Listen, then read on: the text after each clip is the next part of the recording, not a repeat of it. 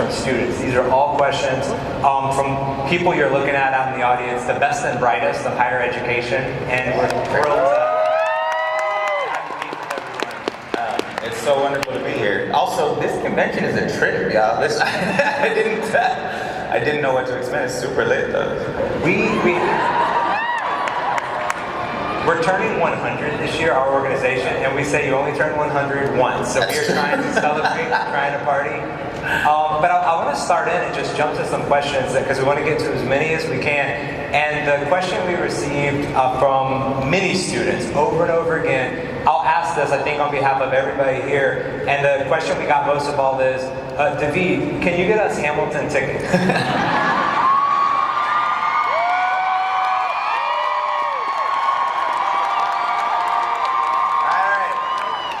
Everybody look under your seat. No, I can't.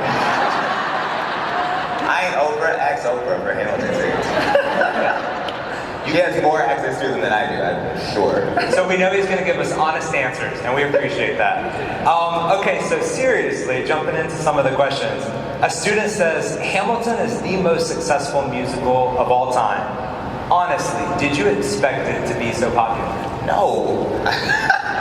No, I mean, when Tommy Kail sort of pitched the idea to me, we were in New Orleans freestyling about sports celebrities for ESPN, right? And Tommy's like, Lynn wrote this new play, do you want to come do a reading of it? It's a rap musical about Alexander Hamilton. And I was like, that's a terrible idea. Never gonna work. I did not think it would work. But then even, you know, immediately upon hearing like the music, rough drafts and everything, I knew it was gonna be great, but I've done a lot of things I think are great and nobody cared, so. And it's a play, the way plays work is you work really hard and you do a play and however many people get to see it, and then that's it, nobody cares. That's how plays work, that's how it's supposed to work. So it was a very different experience and certainly unexpected. Well, we're glad that it worked out in the way it did, because it has been, by any measure, a bona fide American sensation, and you know that, and we all know that in the audience. But to that end, I want to actually just jump right into some of the things that our students were most interested in. And I told you backstage, you know, I'm a history professor, right, by training, and a lot of our students' questions revolved around the history that's reflected in Hamilton. And so the question is, in Hamilton, you play Thomas Jefferson. He is an incredibly complicated historical figure. Can you explain how your understanding of him changed over time as you performed him? Yeah, I mean, I think I was not much of a history buff at all, so my understanding of Thomas Jefferson was minimal at best. All of these dudes were just white dudes on money, you know, and I think, you know, the complications of playing a slave owner who we celebrate are sort of the same complications I think we all of us and people of color in general have every day. Existing in a world that celebrates racists and slave owners. I mean, you know. But my way into Thomas Jefferson was actually thinking about privilege, and that was interesting to me. The more I started to research him, thinking about somebody who has said that his earliest memory is of being sort of carried in a bassinet by one of his slaves. And he's, you know, somebody who never had to do anything was sort of decorated and honored and given, you know, dignitary status and all of this stuff for very little work. Right. But what that frees up is a ton of time to think about shit. And that's what we like most of all, just right. Thinking about shit. Yeah. So he was super smart. And an incredible writer and also very interested, you know. Got to be very passionate about a lot of things and in ways that when you start to understand how much privilege he has, sort of the way that he is frivolous about things makes sense. And it also is probably part of the reason that he was able to write and think in some of the ways that he was. And that is interesting to me. And so, my position on him is that, like, we don't have to excuse him for sucking. He sucks. Thomas Jefferson sucks. But, not well played by you, right? Yeah. Even still. I mean, the first image of him is I show up on a giant staircase and being wheeled out on the stage by my slaves, and everybody cheers. And nobody talks about that shit, and that's amazing. It's great, and I think it's wonderful because it is representative of what superstardom can make you forget, and that's Thomas Jefferson's entire career and history. However, he's a superstar because he wrote and said and did some incredibly important things. The writing the proclamation and all of his writings, actually tons of his writings and so many of his discoveries are very important and we need them, so we should celebrate them. Right. We can absolutely celebrate the deeds, and we can also absolutely not celebrate him. Same way. Do you think?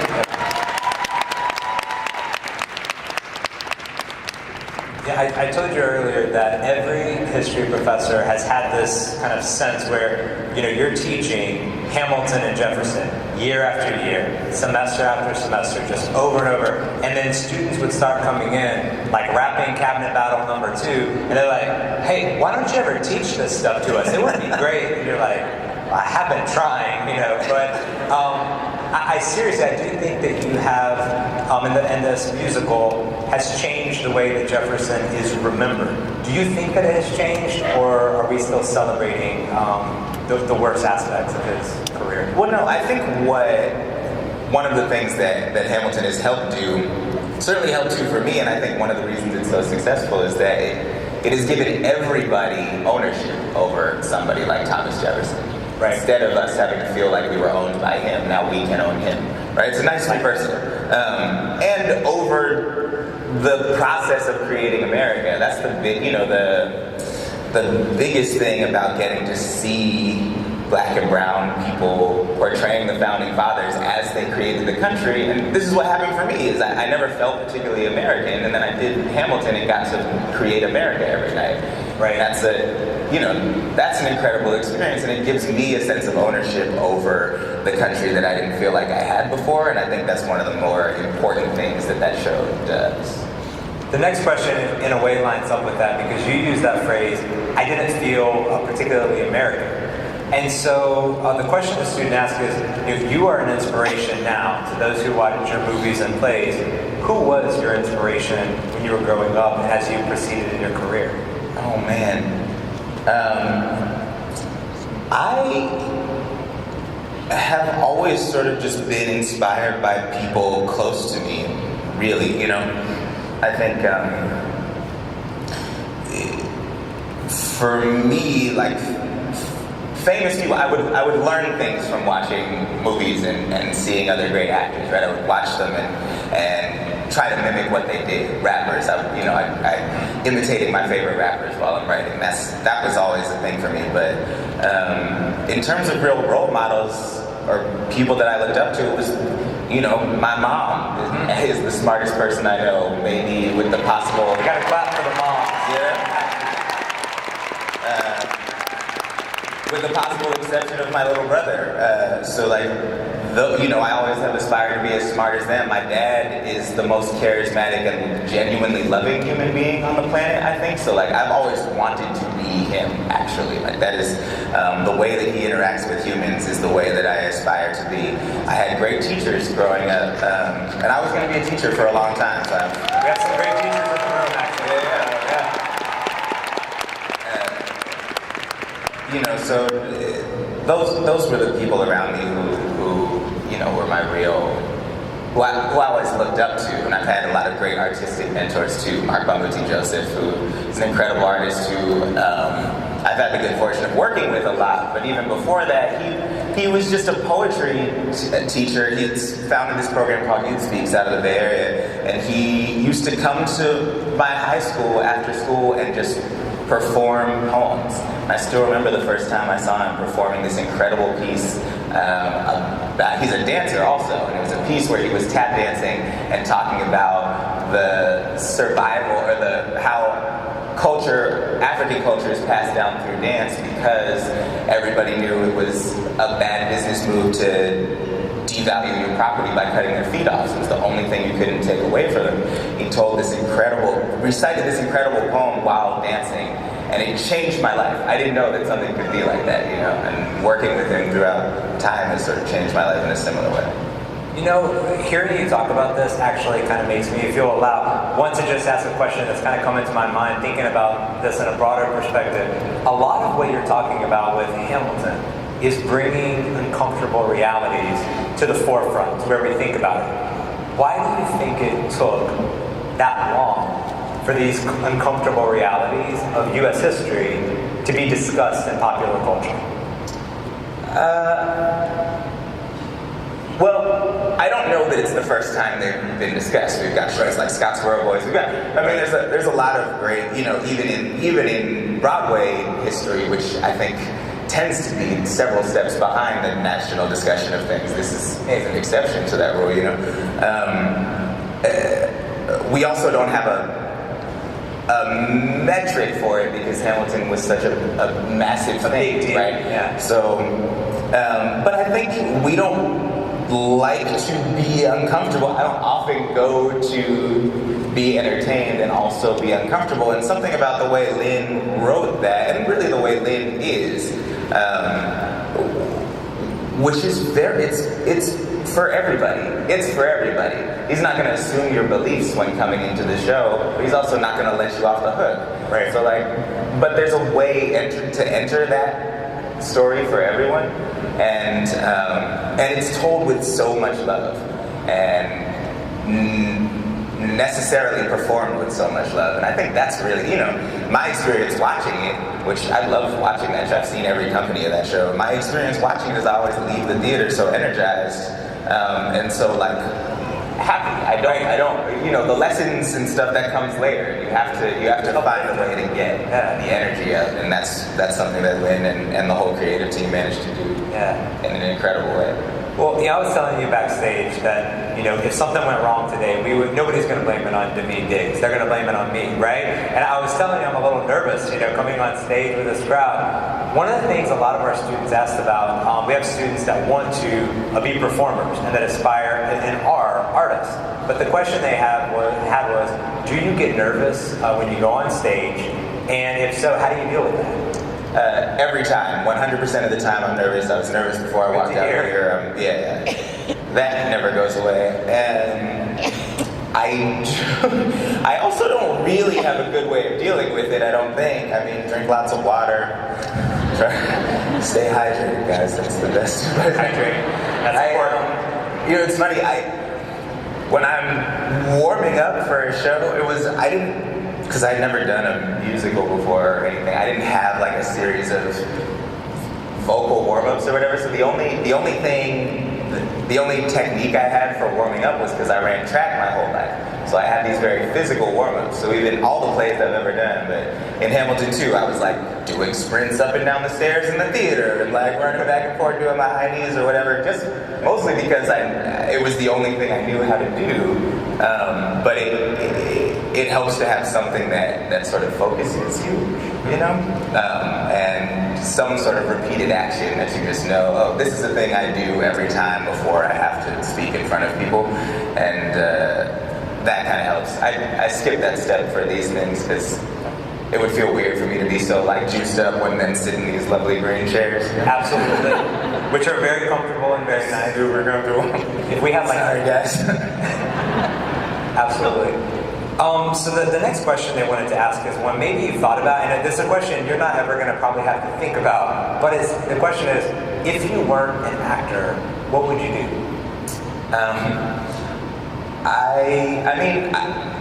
Well, if it were, one of the, I make music also, and I've always said, like, if I had to choose one thing, I would just do that. Really? Yeah. That is sort of the most enjoyable, and it's the most yours. You have the most ownership over it.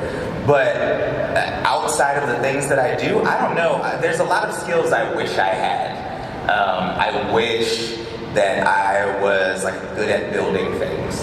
I used to say all the time I would be a construction worker. I love building things. I love getting to work on things, but I'm not good at it. I don't. My IKEA furniture always leans. And it's hard to put together. I can't do that. And the instructions don't. Right. I have a hard time following. What are those even? It's like a bunch of random pictures. Like, no. And then I always have extra pieces, which I don't think you're supposed to know. But yeah, that. I wish I was like a good sort of designer, right? Spatial geography is not a strength of mine. I don't really understand how to, this stage is beautiful. I would have no idea how to put something like this together, how to even conceive that. But of the things that I've done, I'd still be a teacher, I'm sure. That's good to hear. Yeah, good to hear. I mean, that still is the most rewarding thing that I've ever done, and that I continue to try and do in the ways that I can. It didn't allow enough space for me to be the kind of artist I wanted to be, and that's eventually why I stopped, because I found myself being a bad teacher. I was on the road a lot, like doing rap shows and things, and I'd, have substitutes and things like that. And that people get plenty of bad teachers. I didn't need to be another one of those, but. Definitely getting to work with students. Well, I was going to actually ask about that because it's clear that in what you do with Hamilton, you have taught the country more about Jefferson than many history teachers would ever try to do. So you're a teacher. You're definitely educating people. But I wondered, when you were a teacher, like sitting in a classroom teacher, what was that experience like for you? It was great. I mean, and I was also mostly doing like workshop-based stuff, so I was in a lot of different classrooms doing poetry work or rap work, and usually trying to coordinate with their regular teachers to make sure all of my lessons lined up with whatever book they were reading or whatever, and it was the great thing about that for me was getting to go into a middle school and work on writing rap songs with middle schoolers, right? Yeah. Is a thing that... It sounds fun, actually. It is fun. They are also the experts at it, right? When we start talking culturally about rap music, it's like they knew more about it, certainly than their regular teachers, and more than me in a lot of cases. And I think that is always a thing that's really important to try and figure out how to do, is to allow a student's expertise to be celebrated, and then try to shape that a little bit. So this is a thing that you guys are great at and know a lot about and love. How can I take that and help you remember something about this book that you don't want to read? Yeah, that's actually, that philosophy of education is one that I wish more people had, because that you're finding what people are interested in and then focusing from there. Yeah, well, I think you guys know this. I say all the time I should have gone to a community college. I didn't. My brother. Maybe you should have. Yeah. But I think it's the right way to do things. Because the most important thing I learned over the 4 years that I was in college is the way that I am capable of learning things, which is different than the way anybody else is capable of learning things. And I think a lot of that is. I think you stand to learn that a lot faster when you are also interacting with the real world in a way that you often aren't in a 4-year, going straight to a 4-year university. And I think I spent a lot of time in college. I figured out, these are ways that I'm good at learning things. I'm good at this, cool. And then I got out and I had to work too. It was like, oh shit, I don't know.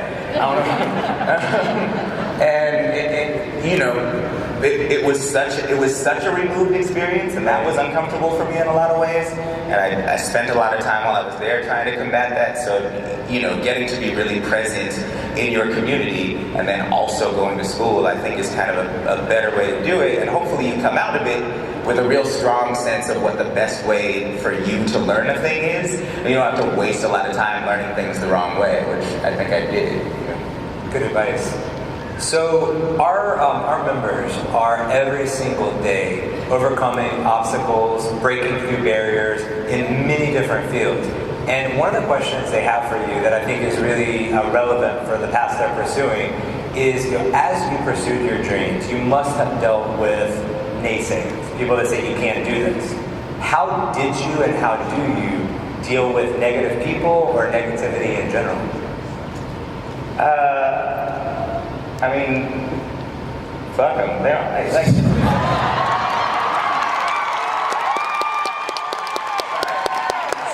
that's a curse word I'm not going to repeat. Because I'm pushing a little bit, but I do. I'm sorry. That's my bad.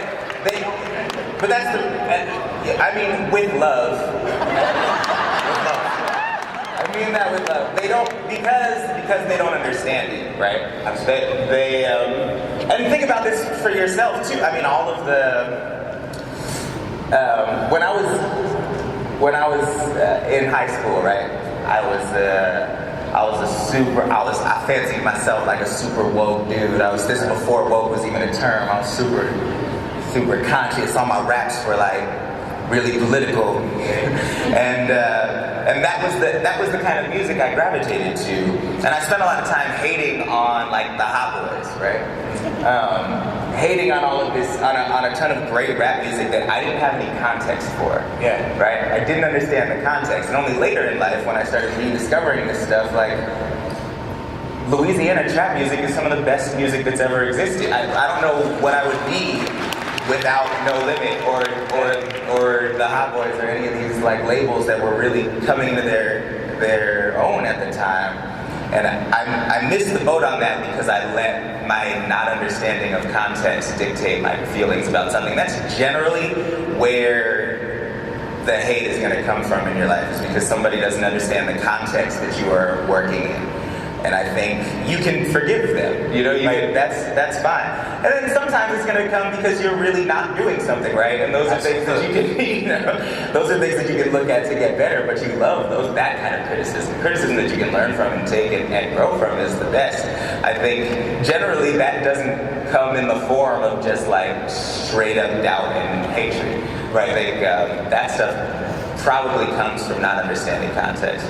I want you to know that I'm not gonna say your quote here on stage, but I'm gonna use that in my own life because I have sometimes I need to just quote. But I'm gonna say it's W. Diggs said this. Yeah. That's why I did that. He said it. So I want to ask a question because we have been talking about Hamilton bringing uncomfortable realities to the fore at a time when, let's be honest, there are many uncomfortable realities to deal with. Oh yeah. And you and the cast have not been shy about advocating for a just and inclusive society. How do you see the play's significance in light of our current political climate?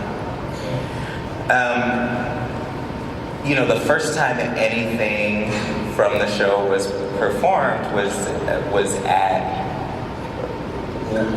for Obama during his, I've heard of him. You can watch Don Lynn doing the first song from the show at an event at the White House, and that was, the first time, and that was the only song he had at the time. So Hamilton sort of grew with the Obama presidency, and they came to the show several times. We went to the White House and performed the show at the White House. It was a crazy experience, and I think it is. It's important to remember that, and it's sort of an important sort of flag to put in the sand as we're sort of grappling with a period where like the pendulum is swung pretty far to the other side. And so that's why I think it is great that Hamilton is touring more and getting out more into more and more cities and being performed all over the place, because it is, at its core, an inclusion story, both in the story itself, in being reminded of the work, the collaborative work with people who didn't like each other that had to be done in order to fix this country, or to create this country, and then also in the way that it is performed and who is performing it, right? And insisting that the story be told by people that look like everybody. And so I think that's a really important thing to take note of, and I'm glad that that particular gospel is sort of being spread around. I think we are in a moment right now, and and it's what I am sort of heartened by often is the relentlessness of young people in sort of combating this moment, right?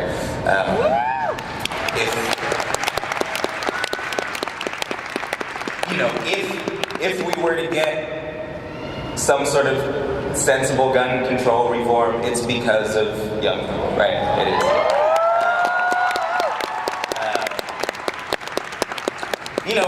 And realistically, if anything is going to change, it's because of young people. And it's funny because I remember being that age, but not nearly as connected, I think, as y'all are. And so even though I fancied myself like very politically minded, I think the change that I was capable of making was not very big. The internet wasn't the same thing it was, and I didn't have as much information as I think y'all have. So if your passion is to help fix things politically, like, do that. Like, we need it so bad. And we need everybody to just be an active participant, right? Going out and voting and doing all those things, but also go into politics. If that's your thing, like, please. I was just thinking after this of just interviewing famous people in green chairs. That's actually the path that I'm. That's it. That's how you create. That's how you affect change.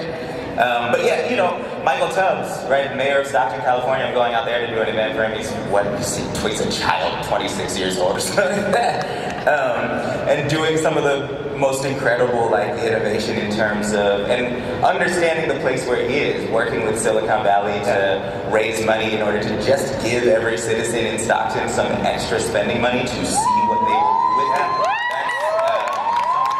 That's an incredible piece of work that's so difficult to achieve, but nobody's ever tried it. So he was like, well, how do we know if we can't do it if we don't try it? And it's really you sound like my CEO right now. Well, yeah. How do we know if we don't try? That's what I'm saying. And most of us stop saying those things when we get older because we feel like we've tried, right? So we really rely on the energy of youth to try the things that the rest of us are scared to try.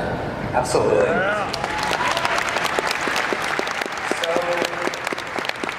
Hamilton, as you mentioned from the beginning, if you have the President of the United States and the First Lady coming to some of the first performances, it was clear this is going to be a big deal. Your life is going to change drastically. You're going to meet a lot of famous people. You're like the most famous person I've ever met. So I'm thinking about how do you deal with this? Was it weird for you to just suddenly have everybody make such a big deal?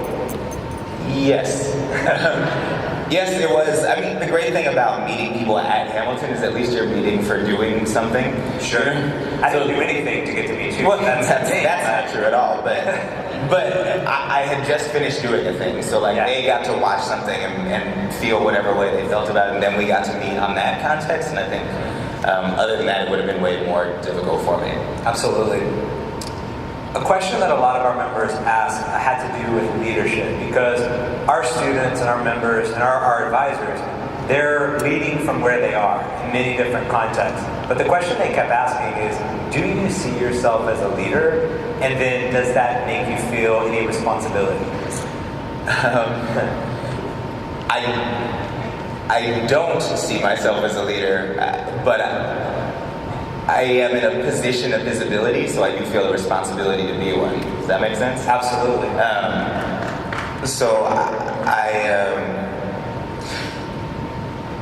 I've been saying this a lot lately, that in a time when difference is being marginalized, right? When we spend a lot of time where like the party line, not even speaking politically, just like the way that things are presented are to group people into worlds in which they are the same and to relegate them to those groups and to heighten the differences between us.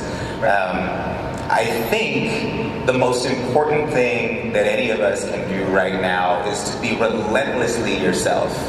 Right? Be the most yourself you can be in any given situation, so that your difference has to be reckoned with, right? So that you can't be grouped into one of these divisive boxes.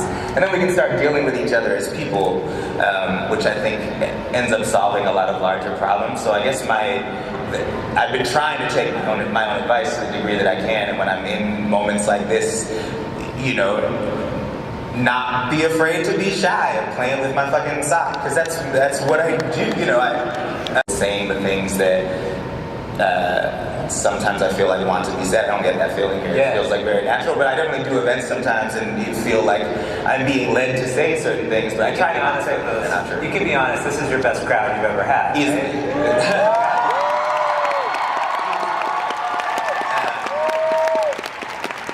Yeah, but I think, you know, taking stock often and being like, am I presenting myself in a way that feels true to who I actually am? And if it's not, tweaking, like, be as weird as you are. I think we need to make people deal with that more consistently. And so, it's those small acts that I think help things. Well, you're speaking very honestly, so I want to ask this question. It's one that I think will help a lot of our members, because they sent this question in a lot as well. What do you see as your biggest, it's a tough question, what do you see as your biggest failure, and how and did you turn it into a success?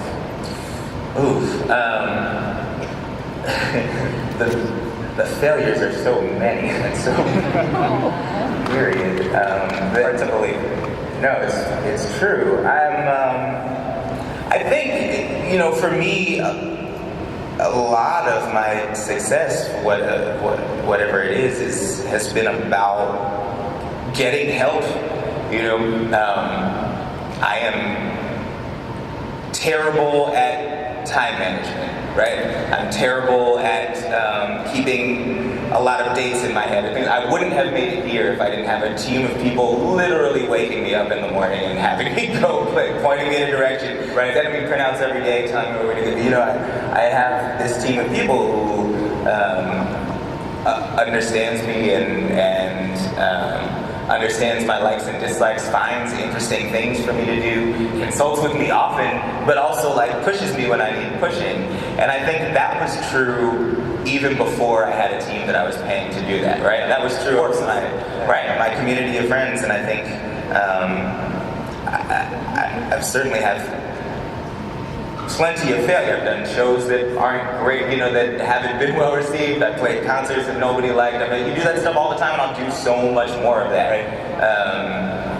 But as a creative, it's the people around you who really keep you grounded and lift you up at the same time, right? And so it's always been that for me, keeping my friends very close and honest. Yeah. Not really needing a lot of people to tell me that I'm great. Yeah. But hoping that the people who I love will tell me I'm great when they think I am. Absolutely. And so that I think has been the most useful thing for me.